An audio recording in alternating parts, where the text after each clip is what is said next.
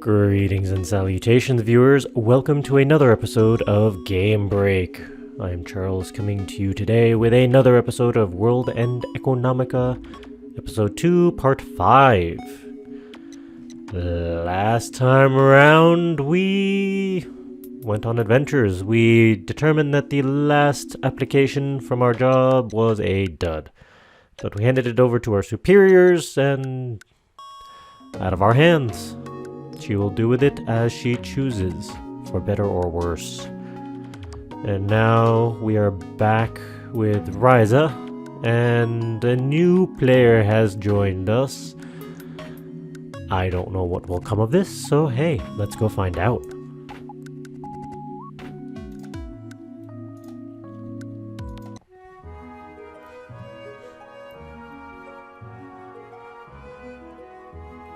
The princess that finally looked over at Chris and smiled placidly.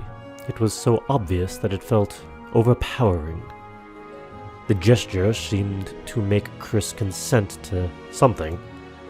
Yielding to the princess's smile and murmuring under her breath, Chris nodded. I have come to give you an invitation. My legs aren't that good, so if it's a picnic, I'll have to decline. Certainly. However, there are mountains in this world one can climb without their legs. I looked into her eyes. Beautiful eyes, like beads of glass. My name is Eleanor Schultes Schweitzer. That's a bit of a mouthful. It was quite a European-sounding name, and I felt like I'd heard it before. Are you sure we haven't met somewhere before? I do remember hearing that name before. I would expect no less. Huh? Mayhaps it's the company name which you remember. Company... It has been in business since my great-great-grandfather's time. Until yesterday, a company with the Schweitzer name in it was part of the Lunar Surface Stock Exchange. Schweitzer and Zelga. My, how that pleases me. Eleanor's face didn't look pleased. Oh dear. Drawing on my sense for names, I recalled it. They were a small investment bank. However, it is no more. Eleanor's voice brought me back. Gee, I wonder who took them down. Does their name happen to be Barton? Meaning? It was bought out, using dirty, underhanded methods. The way she appeared, smiling and with her head tilted, she was like a noble's daughter who wasn't able to obtain a tea set at the Sotheby's auction with her bid. However, without realizing it, Eleanor had expressed in her words what she was feeling. Saying it was bought out, pretty much meant there were corporate bribes. There was a completely legal way to do the bribing, but there were many ways to do it inhumanely. One could say it's just the vicissitudes of fortune. However, that was the last company which contained the Schweitzer name. Grandfather said that's how things go, but I cannot accept that. While I am but a novice, it was placed in its administration. I finally realized why I felt Eleanor's smile was unnatural. It was her will, her determination. From her neck to shoulder, shoulder to hand, everything moved smoothly and elegantly, even her dainty soft cheeks. But her fixated eyes were like rubies inlaid in a pedestal. With one fluid movement, she took out what appeared to be a small bundle of papers from the bag beside her. Laid next to it was a gold-laced fountain pen, the sort of thing you'd rarely see on the moon. To reclaim the honor of the Schweitzer family, I must fight. For that reason, I require that which is considered power in this world. Thus, I have come to you with an invitation. Oh boy. You say invitation. But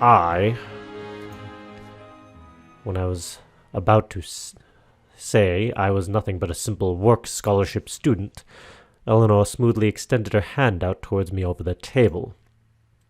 My gaze was pulled to it as if I were a cat.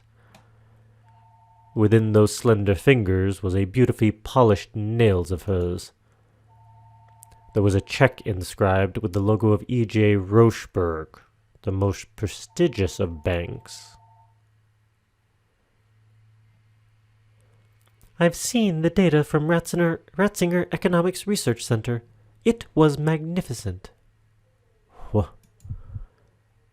Mr. Yoshiharu Kawara.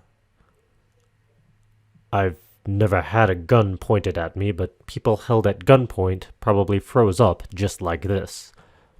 I am in need of your strength. Thus, I wish to employ your services with this 100,000 mules. There were 6 figures written on the check placed in front of me. 70,000 mules was the amount I scraped together like I was shaving off my own life 4 years ago. Faced with a sum which easily surpassed that amount, I was at a loss for words. Fair enough. I looked at Eleanor, then over at Chris next to her. Chris looked at me with a very worried expression on her face. How about it? My gaze went back to Eleanor, except my mind was completely blank and I couldn't speak. How suddenly this happened was part of the reason why, though it wasn't really because I was surprised at the amount of money. It was that I couldn't understand why someone like me was held in such high esteem. After all, I had lost in that industry and then fled from it. Now all I deal with was trivial data in a government branch office weeding out fraudulent welfare organization funding applications. More than anything, I thought I didn't have the capacity to return to that world. That was a place I was not fit to return to after that failure. Eleanor waited very patiently for me to respond, but her gaze suddenly moved to the door. A murmuring of voices could be heard in the distance. It was probably the drunks on their way back.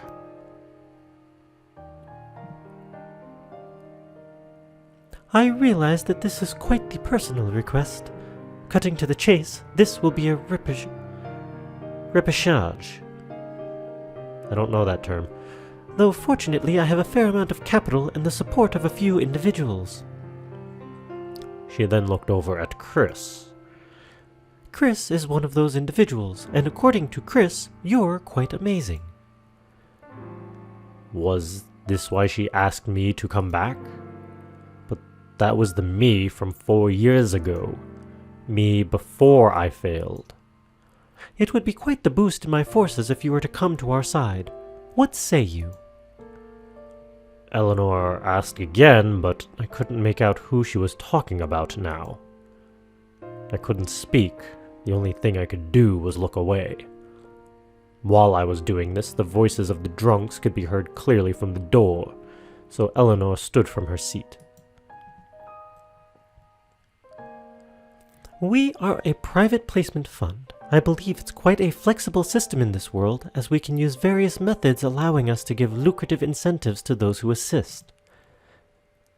So they were sparing no expense, but I still couldn't respond. I would prefer to have spoken in a more formal setting, however... There were thumps and bangs along with laughing voices. If they entered the room, then this would be no place to speak. Let's just consider today as a greeting. I will take my leave. Eleanor gave a small bow after she got up, and with her slender, well-proportioned back stretched straight up, left out the front door. Chris hastily followed after her as the drunks made their way into the church. There seemed to be a brief exchange of words asking what was the meaning of this, as the two parties ran into each other. But not all of that made it to my ears. My eyes went to the check for 100,000 mules. This wasn't a world you could cling on to by saving up your pennies as you worked on something that will never be covered in the news while you gnaw on your cheap chicken sandwich in the afternoon. This check for 100,000 mools was both a symbol of that investment world and a ticket into it. It was the world I admired and the world I was also kicked out of. The world where genuine egotists run rampant. It was incomparable to those vulgar, arrogant fools at the government branch office flaunting themselves around. A wonderful world where a reckless dream such as standing where no man has ever gone was acceptable. It was the exact opposite of the meaning of the word tranquil. My mind swirled with that sensation of following after those hastily rushing numbers, the sense of thrill when my assumptions were correct, and the memory of despair when I was wrong. My pulse quickened, my breathing became shallow, and my pores expanded just as I remembered those things. I was so caught up in it at the time. It was really a lot of fun. But I had committed an irrevocable, enormous mistake. I couldn't go back there again. There was no way that I could go back. My mouth suddenly felt itchy. When I touched it with one hand, I noticed it was blood from my nose. Investing. I squeezed my eyes shut, focusing on that word. I was taken in and massacred by Barton. In a panic, I escaped, and frightened, I holed myself up in that government branch office. There was no way someone like me could return to the world of investments. Yet, what was this excitement? What was this hunger I felt? Had I forgotten what I did 4 years ago?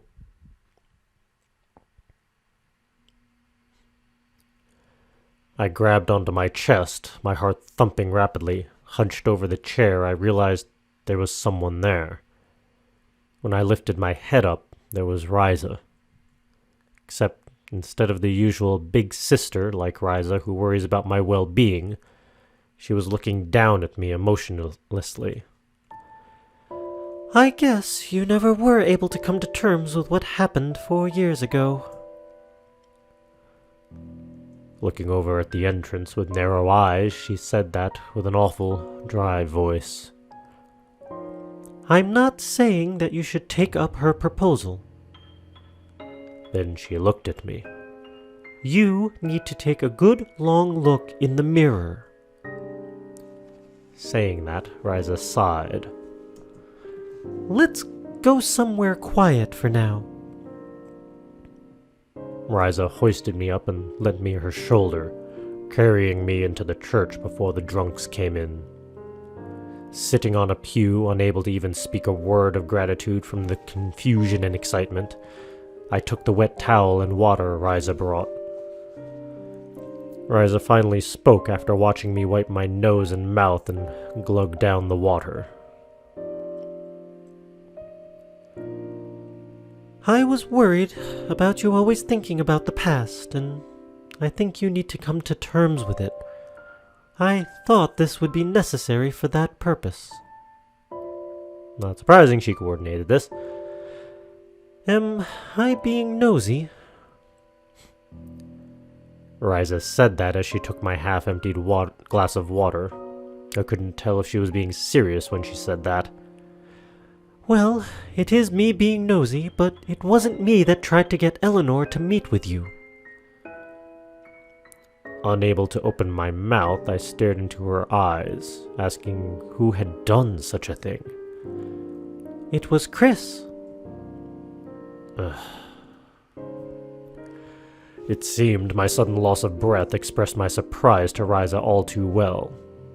Risa took my hand, caressing it gently as if she were encouraging one of her flock.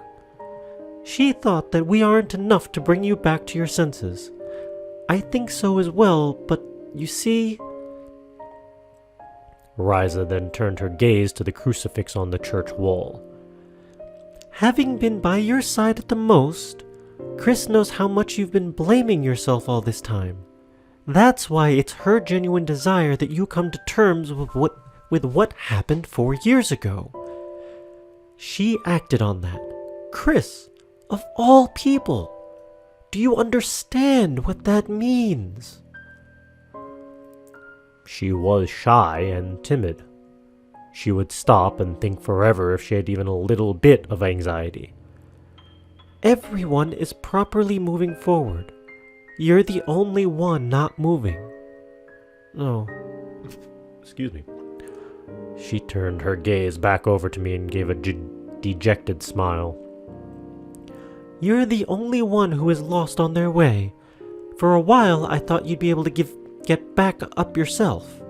But I'm certain after seeing you, you're doing nothing but fooling yourself. Am I wrong? I was learning law to help those in need. If that was truly the same goal as that dream of me going where no man has gone before, then I probably would have helped those immigrants, even if it meant deceiving Rena. But this was far from the reality. I hid behind the rules and regulations and pushed all of the responsibilities onto Rena. Risa was a devoted servant, wearing the habit of a sister, opening a church and taking in those who have lost their way. She definitely knew of my deception.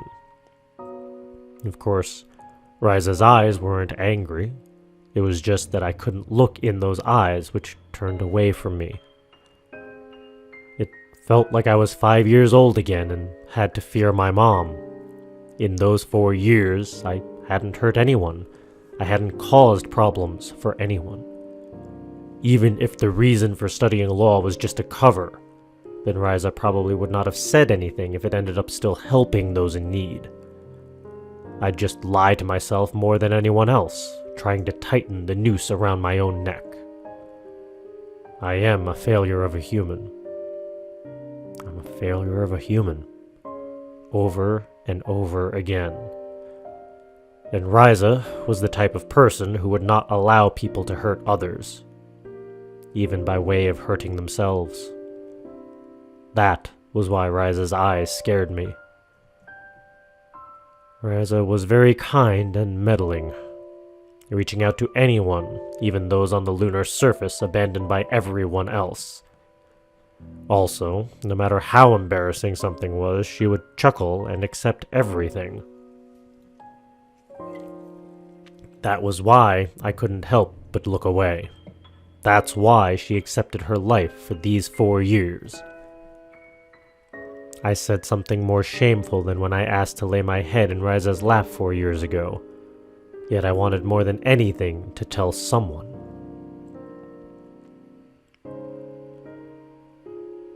You're not.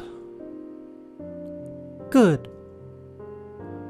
And with that, Risa patted me on the head like I was a child. Also, you see, I'm the meddling type that wants others to succeed, even if that's by force.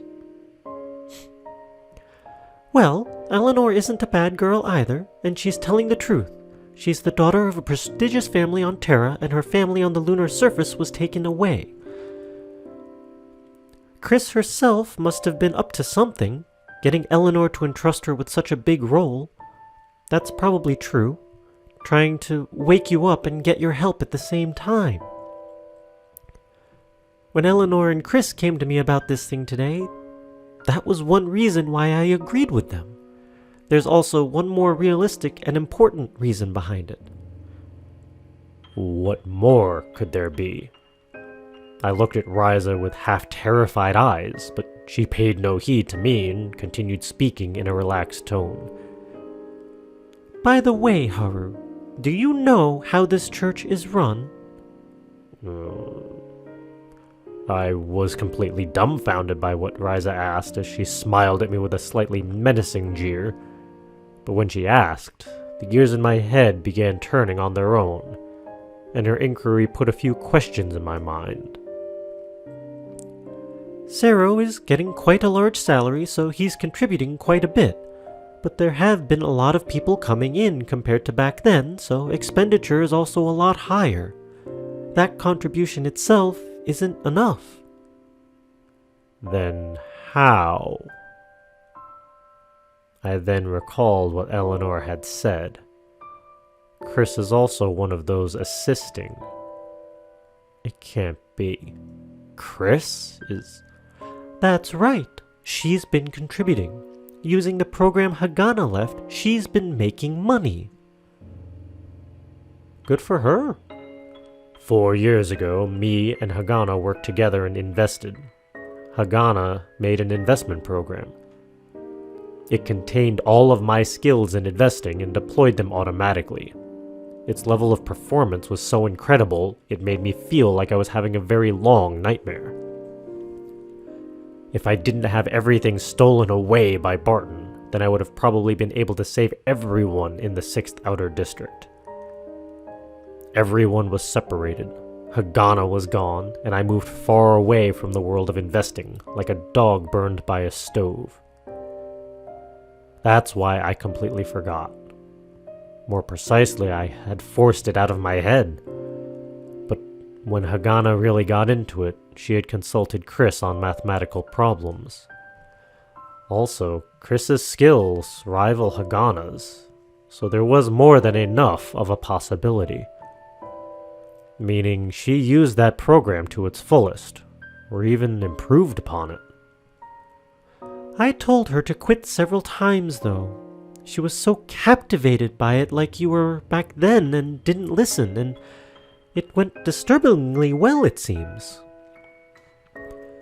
It's more a matter of her wanting to test her own abilities than being drowned in desires, so I wasn't really strict about it, and it's helping me out. So what reason is there for me to meet with Eleanor? I thought that, but then I realized the pairing of a genius girl with the equipment to make money and a noble's daughter who swore to get back the company stolen from her. Chris is assisting Eleanor. She's increasing Eleanor's investments and getting compensated for it, then donating it here. It's a lot. It's just that I am still not sure if I should be stopping Chris. I do believe that Chris is not motivated by greed, and it's not a bad thing that she's helping out Eleanor. If there's a problem, then it's just that Chris is still a teenager. It seemed very difficult for her to say. Of course, she'll be an adult once she hits her 20s. I know that well. Also, I know very well that she's more mature than a lot of other adults. But I'm worried. Eleanor lives in a very different world from the rest of us. An actual lady of a wealthy family? You saw her praying, didn't you? She does everything seriously. Do you understand what this means? It was quite convincing when someone like Risa said that. Her sharp gaze, unbefitting of her elegant figure, just recalling it, sent chills down my spine. If Eleanor takes Chris somewhere else, I know how upright she is, but I'm still worried about Chris. No, I lied when I told you that you shouldn't lie to yourself. I'll say it honestly. Risa paused before continuing. I have no reason to pull Chris away from Eleanor. I can't take the thought of someone else going so far ahead like you and Hagana did, and ending up like that. It was an unreasonable fear. If that was why, then it automatically guided me to the reason for sticking me with Eleanor. Basically, watch over Chris. I'm ashamed to say it, but basically, yes. But I failed. Why would someone like me... That's why. That's exactly why. Chris is an amazing child. Looking at it from a broader perspective, I think she's more amazing than Hagana. But I think that's only because she's never experienced failure in her efforts in her entire life. Unlike you and Hagana. If my face could move, it'd be smiling. I'm not saying that cynically. It's just that that's exactly why I'm afraid. I've had lots of failures myself, and it's true that there is a kind of prudence you can only gain applying the experience gained through failure. I do want Chris to learn by making her own failures. But being involved in a place where you're dealing with huge sums of money, it's easy to make irrevocable mistakes. I don't think it's a place for a teenage girl to be. You're familiar with that, aren't you? Human lives were cheaper than money. In the short time I spent with Hagana, I learned that well. Also, Chris is still hesitant about some things, but lately she gets surprisingly sharp eyes sometimes. I know it may just be me being selfish, being afraid of that and just wanting adorable kids to stay adorable. That's true. Yeah, I thought you'd agree with me. That's why I feel this is God's will. Gods? Yes, I don't want you to continue living a life of lies. And I want someone to watch over Chris from behind since she doesn't throw caution to the wind. Would you not believe this is fate? But I'm not suitable. That word was sealed by Risa's next words. And I as well, Haru. I've been expecting Hagana to come back, but how about you? Aren't you thinking that? Got me there. If Hagana returned, then what would she think of me? Seeing me holed up in that government branch office studying the intricacies of the law? Haru, it's possible to just keep lying to yourself, covering up your wounds for the rest of your life. But you know, you only get one life. There are a lot more people than you know who don't want you to lead that type of life. I had nothing to say back to her. Risa rubbed my cheek with the back of her fingers and smiled at me placidly. Of course, I'm not going to tell you to make up your mind right here and now. But think hard. Also, don't turn away. Chris is even following what she thinks and decided to have you meet with Eleanor. She probably knows what memories from the past you're holding on to much better than I do. You know yourself, don't you, Haru? She knew that you might have gotten angry or you might have had a terrible spasm. She was sure that one of those may have made it so she'd never see you again. This was not a spur-of-the-moment type of thing. I recalled the worried expression on Chris's face. I thought she was just a simple girl who couldn't make a daring step, but she had progressed this far already. That's true. That's right. People can't stand still, but they can go forward, even if it's only one step at a time.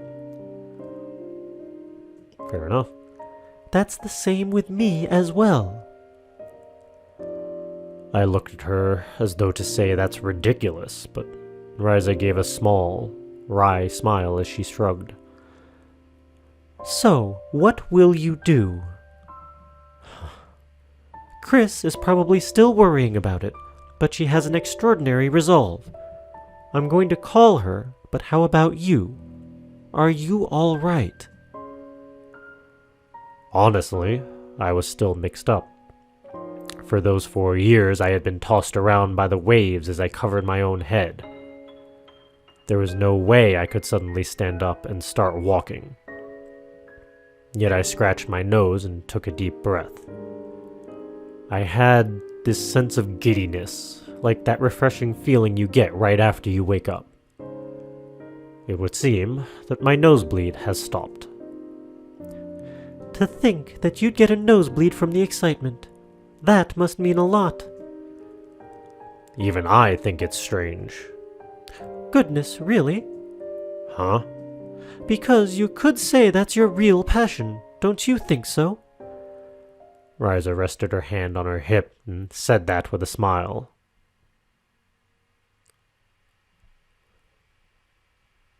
Transition. If this was a bigger church, then Chris would probably have never reached me. That's how heavy her steps were until she finally caught up to me. She was hesitant to even enter, whereas I had to forcefully push her from behind and close the door the moment she was inside. She was timid, unable to look away. Some may say this was because she was young. "You startled me." When I said that, Chris's body jumped like the words had startled her. I'm not angry, and I didn't have an episode. I raised the corners of my mouth with my fingers. Chris smiled awkwardly at my smiling face. Except, unlike the Chris from the past, she didn't look away. "What did Risa say?" That you'd drop it if Risa got mad. Chris closed her mouth for a moment and looked away.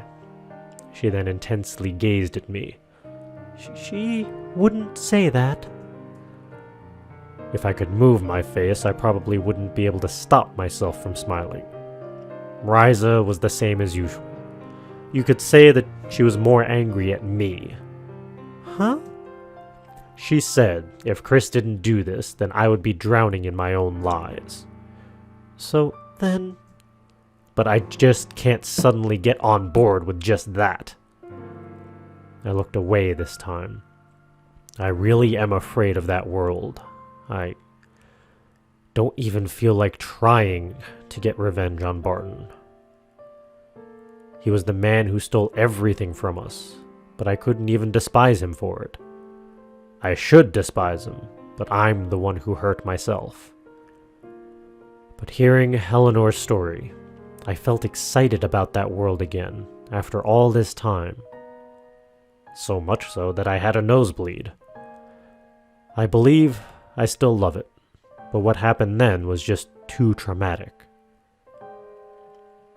I was opening and closing my right hand as I spoke. I had no idea if a spasm would come when I talked about this. Except, in spite of that worry, my hand was still soft and warm. She said you're using Hagana's program. Asking that, Chris really did shrink. I'm not angry. I said that almost spontaneously. I'm simply amazed, bewildered even, that this church is able to run thanks to that. She said. "Yeah." But she said you're not doing it to make money. "Yeah." Risa said she wanted someone to watch over Chris so she isn't swallowed up by that world and end up like me or Hagana. Chris didn't answer. I have no qualms with that. I prefer that not many people have to experience that. Being in that dilemma, being forced to pray to a god that wasn't there, feeling like you're about to piss your pants as your vision grows narrow and your mouth becomes a desert. I felt it would be rude to Jesus Christ hanging in the back of the church, verbalizing my state of mind at that time, so I apologized within my heart. Also, you may lose things that are important to you. There will be times where you will be forced to put out everything. Of course, you may think that you won't screw up like I did. I don't think that. Risa is worried. She has me and Hagana as an example. Also, if it's just to contribute to the church operations, then you'd be able to do it with just Sero's seed money. Chris, is there a reason you're not doing it like that? Chris went silent and dropped her head. And unfortunately, we're going to have to find out what her answer is and what Haru's answer is to this whole scenario next time in episode 6, because we're out of time. So it looks like we are being dragged back into the financial world, whether we want to or not. It seems like at least a part of Haru wants to. And chances are it's going to be Haru with Chris. So we're going to have that type of dynamic duo again. And Eleanor seems to be the driving force. Will this flush out Hagana? Where did she go? If you want to be downright silly, is she working for Barton? They're gonna have to come across Barton at some point. It's inevitable. I can't imagine they would not at least touch on that at some point. But we'll have to find out in another episode. As always, thank you for joining me, and until next time, go be creative. Go enjoy other people's creations and stories. Go create some of your own and share them with all of us so we can all have some fun. And I will see you all next time.